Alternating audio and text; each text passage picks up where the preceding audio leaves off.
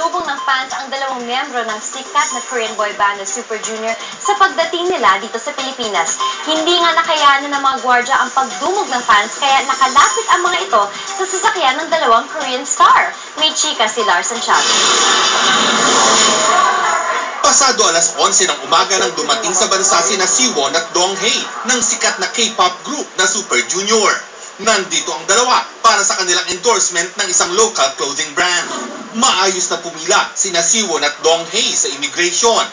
No VIP treatment para sa dalawa. Paglabas ng airport, hindi na magkamayaw ang fans. Sinubukan pang pigilan ng mga guards ang mga fans, pero di nila kinaya at nakalapit din ang mga tagahanga sa sasakyan ng dalawa. Nag-trending naman ang mga katagang Sihae sa Twitter Philippines. Ang Sihae ang pinagsamang pangalan ni Siwon at Donghae. Nauna nang bumisita si Siwon dito sa Pilipinas noong Enero. Kasama naman niya noon sina Yoonhyuk at Kyuhyun para sa shooting ng komersyal para sa isang fast food restaurant kung saan pinagkaguluhan din sila ng fans. Ang Super Junior ay binubuo ng 13 miyembro. Ito ang boy band na may pinakamaraming miyembro sa buong mundo.